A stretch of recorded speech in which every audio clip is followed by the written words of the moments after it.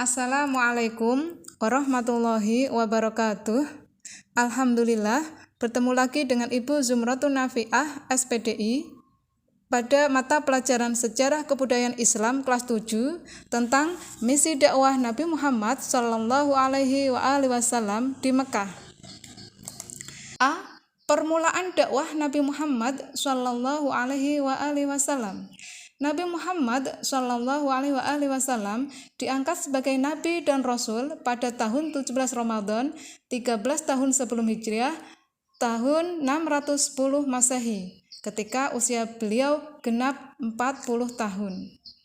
Beliau diangkat ketika sedang bertahanus di Gua Hira, sebuah gua di Jabal Nur yang terletak beberapa kilometer sebelah utara kota Mekah. Pengangkatannya ditandai dengan turunnya malaikat Jibril untuk menyampaikan wahyu yang pertama kali, yakni Al-Quran surah Al-Alaq ayat 1-5 yang berbunyi, A'udzu billahi minasyaitonir rajim.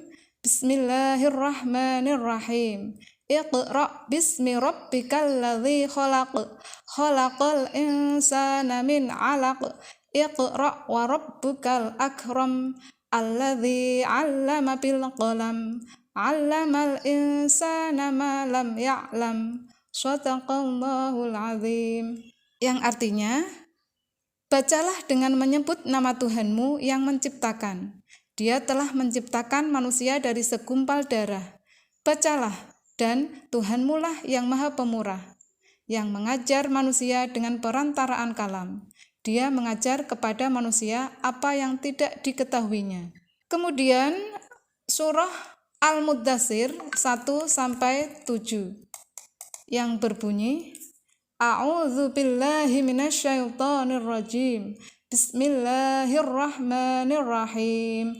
Ya ayyuhal muddatsir qum fa'anzir wa rabbaka fakabbir wa thiyabaka fatahhir warrujza fahjur wa la tamnun tastaksir wa li rabbika fasbir. Yang artinya, hai orang yang berselimut, bangunlah, lalu berilah peringatan. Tuhanmu agungkanlah, dan pakaianmu bersihkanlah, dan perbuatan dosa tinggalkanlah. Dan janganlah kamu memberi dengan maksud memperoleh balasan yang lebih banyak. Dan untuk memenuhi perintah Tuhanmu, bersabarlah.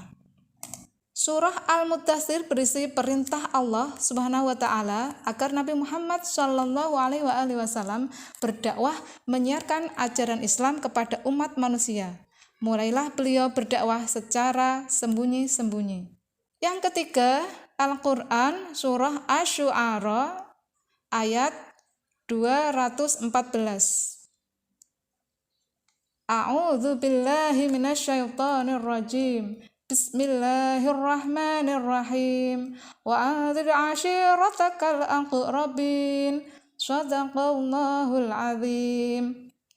Yang artinya, dan berilah peringatan kepada kerabat-kerabatmu yang terdekat. Sejak itulah, mulailah Nabi Muhammad Shallallahu Alaihi Wasallam berdakwah kepada keluarga dan sahabat-sahabat terdekatnya. Beliau menjadikan rumah Al-Arqam bil Abil Arqam Al-Mazumi sebagai pusat kegiatan dakwah.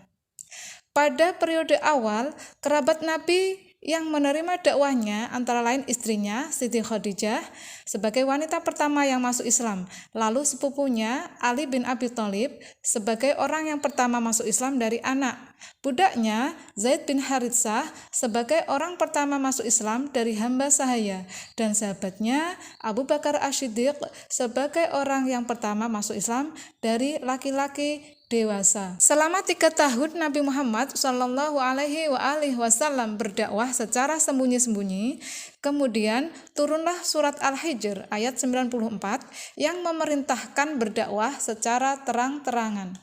A'udzu billahi minasyaitonir rajim. Bismillahirrahmanirrahim. Fasda' bima tu'mar wa a'rid 'anil musyrikin. Yang artinya, Maka sampaikanlah olehmu secara terang-terangan segala apa yang diperintahkan kepadamu dan berpalinglah dari orang-orang musyrik.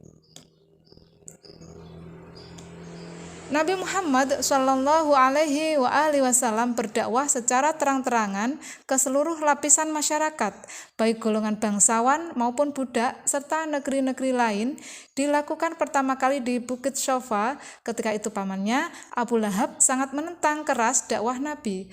Peristiwa tersebut diabadikan dengan surat Al-Lahab. B. Prioritas dakwah Nabi Muhammad Shallallahu Alaihi Wasallam di Mekah.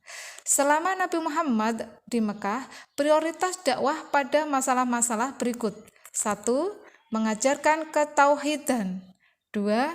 Menegaskan hari kiamat sebagai hari pembalasan. 3. Merubah perilaku jahiliyah. 4. Mengangkat dan melindungi hak asasi manusia. C. Respon masyarakat Mekah terhadap dakwah Nabi Muhammad Shallallahu Alaihi Wasallam. Pada umumnya, orang kafir Quraisy tidak senang menerima kehadiran agama Islam di tengah-tengah kehidupan mereka. Para tokoh masyarakatnya mulai menyebarkan isu yang tidak benar mengenai ajaran yang dibawa Nabi Muhammad Shallallahu Alaihi Wasallam, sehingga banyak masyarakat yang terpengaruh oleh isu-isu yang menimbulkan fitnah tersebut. Beberapa faktor yang menyebabkan mereka menolak keras ajaran Muhammad Shallallahu Alaihi Wasallam adalah 1. Ketakutan kehilangan kekuasaan. 2. Hilangnya status sosial. 3. Hilangnya perdagangan patung. D. Tantangan dan rintangan. 1. Penghinaan, ancaman dan siksaan terhadap Rasulullah Muhammad Shallallahu Alaihi Wasallam. 2. Penghinaan, ancaman, dan siksaan terhadap pengikut Rasulullah Muhammad Shallallahu Alaihi Wasallam. 3. Bujukan harta, kedudukan, dan wanita. 4. Membujuk Nabi untuk bertukar sesembahan. 5. Membujuk dan memprovokasi Abu Thalib. 6. Menghasut masyarakat Mekah. 7. Pengasingan dan pemboikotan Bani Hashim dan Bani Muthalib. 8. Mempengaruhi pimpinan negara-negara tetangga untuk menolak kehadiran Islam atau orang Islam. E.